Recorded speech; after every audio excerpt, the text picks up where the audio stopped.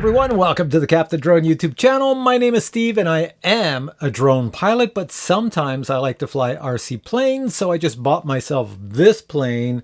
And normally I don't do a lot of reviews on RC planes, but I thought, I'll do one today. So when I say I just bought myself a plane, don't be shocked because I buy myself a lot of RC planes, but I don't show you them all on this channel. I probably have maybe 300, 500 RC planes, well, that I've bought and sold. I like RC planes, but I prefer drones more. But when I want to go for some relaxed time, I go fly RC planes. So this one's new on the market, and as you can see here, it is the C-17 Globemaster. The box is huge. What caught my attention about this one is that it comes with 4 EDF motors, and they're all 40 millimeters, and they run on a large 4S battery. I thought that's pretty cool. So I'm going to open this box up right now, and we'll take a look at what's inside. So you can probably see my head above the box here. This is what's inside. It's actually a small plane, considering I fly like 90 millimeter EDF jets. This is pretty tiny. So XFLY makes planes that are very budget. This is a budget plane. So I thought it would be interesting having the 4 motors. So let me just grab one of the wings. In here are 2 40 millimeter EDF motors. And I can see them brushless, of course, which is pretty nice. Also a nice touch on the wings. Not only do you have ailerons, but you also have flaps. And wouldn't you know it, the flaps are not connected. You could have made a connection for the flaps. So I got to do that. It just means I got to put a little piece of connector wire thing there. So there we go. I got rid of the box, and I'm going to tell you right now, there's not a lot of pieces in the box. This is a simple build. Look at the connectors on the wings. See those little yellow things right here sticking out? That means the wings connect very simply, electronic wise. The wheels are already in place. They're not retracts. They stay in place. Like I say, it's very budget. Your battery goes here in the bottom. So if I pull this off, I've never looked in here. I'll check it out together. And that's where you put your 4S battery, XT60 battery connector, so nothing exciting there.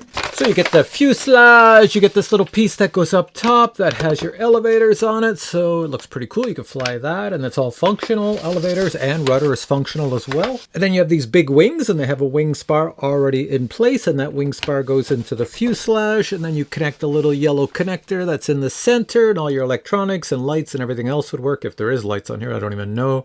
And then it looks like after you connect everything, you put 2 screws in to hold the wing in place. So that's it. There's not much to it. That's why it's a budget plane. Anyways, I'm going to assemble this really quick and then go take it to my field for a maiden flight. Here I go. Here we have the assembled C-17, and I must admit it does look stunning. Now you will note there's not a lot of clearance between the belly of the plane and the ground. So if you're going to take off on grass, it better be a golf course. Now the brushless EDF motors are rather low to the ground, but I'm going to fly this on gravel and hope not to suck in any rocks. As you can see here, I'm adding the 4000 milliamp hour 4S battery to the bottom. When I'm ready to fly, I'm going to plug it in. I will say that even with the battery, this plane is not very heavy. Now I do have a few obstacles to avoid. I have a guy on the field that's drawing lines on the field, as well as I have some soccer players out for practice. But I can easily avoid them by flying in the total opposite direction.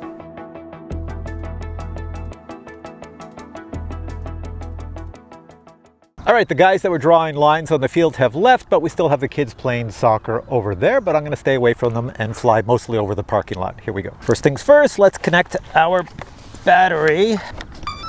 I'm just showing in this camera that you could see the battery bay is huge. You could probably fit a much larger battery in there, but the recommended maximum battery is a 4S 4000 milliamp hour LiPo battery, and that is what I have in here. All right, let's check out our surface areas. We have ailerons right and left, right and left. We also have flaps. Look at that.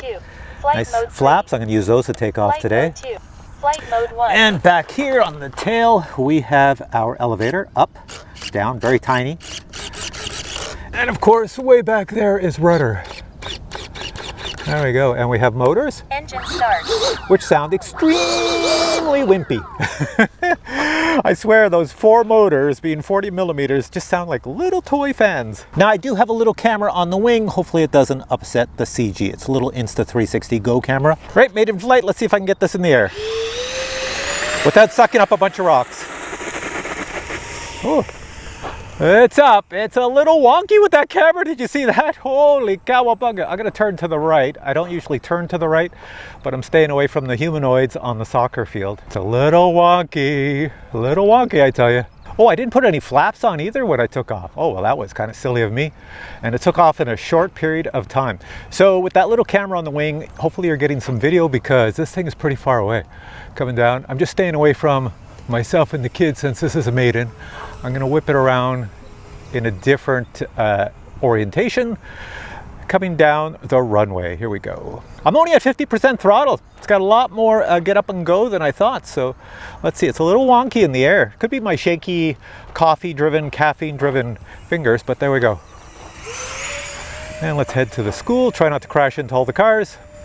4 minutes. So what do you think? What do you think with the C-17 Globemaster? I know it's far away. I know it's far away. Here, I'll try to bring it down closer to me. Here we go. I'm going to bring it down as if I was going to land it.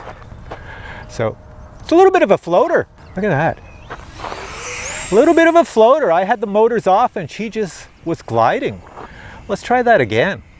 If this is a floater, that means I have to really cut the motor short to get it to land. Or else it's gonna go too far on the runway. So let's try this again. So I've got the motors off. I'm gonna go on this side of me here. Motors are off. Look at this, just gliding. It's not bad. It's much better than I had thought it would be. Usually XFLY planes are kind of budget and you get what you get what you pay for. But that's it. So I have a 6-minute flight time on this. I'm not gonna fly it for 6 minutes. But here, I'm gonna try if I was gonna land it now. So I'm cutting the motors way out there. And I'm just going to bring it back on an angle because this is how I would probably land it, like this. A little bit of a crosswind. Oh yeah, she's up. I may have to land. Oh no, there we go. There we go. I was going to say I may have to land out in the field, but I think I'm okay. All right, so this was just to show you this plane. If you get it, you're going to enjoy it because right now I think it's pretty cool. I'm just going to go full speed here. It's actually got some speed. 4 motors, but you know, I didn't think it would have that much speed, but it's got some speed. It's pretty good. I wouldn't do acrobatics with this, although you could, but I wouldn't on a maiden because I haven't trimmed anything out yet. So I'm gonna try to bring it down for a landing here. I don't know. I guess I could, but it's fast. Look at how fast it is.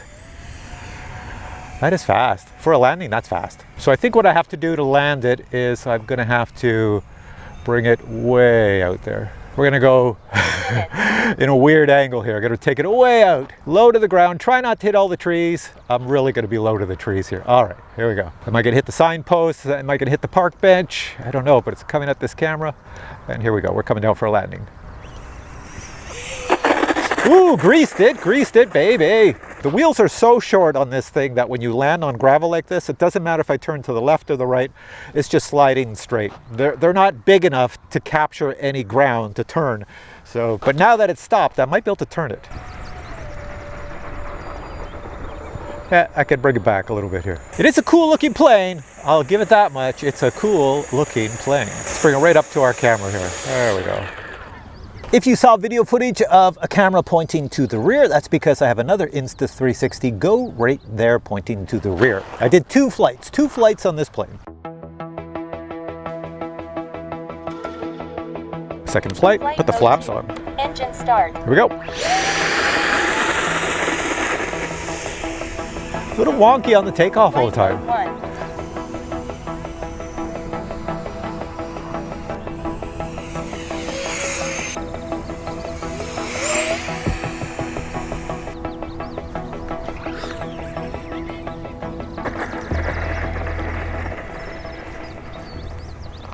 So I did do 2 flights. The first flight was longer than the second flight, but the first flight I want to see how much power is left in the battery.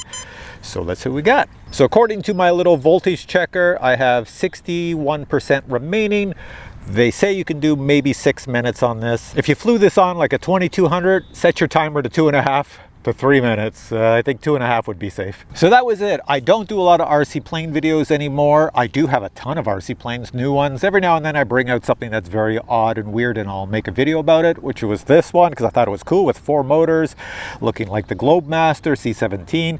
It looks really decent and it's not very expensive, but you must be in the RC plane hobby. In other words, you need to have your own radio, your own batteries, your own battery charger, and your own receiver. And then put the receiver in the plane, bind it to your radio, and charge up the batteries, put the battery in the plane, and go fly. Just like we all do in the RC hobby. You do that with helicopters, you do it with planes, and you do it with FPV drones.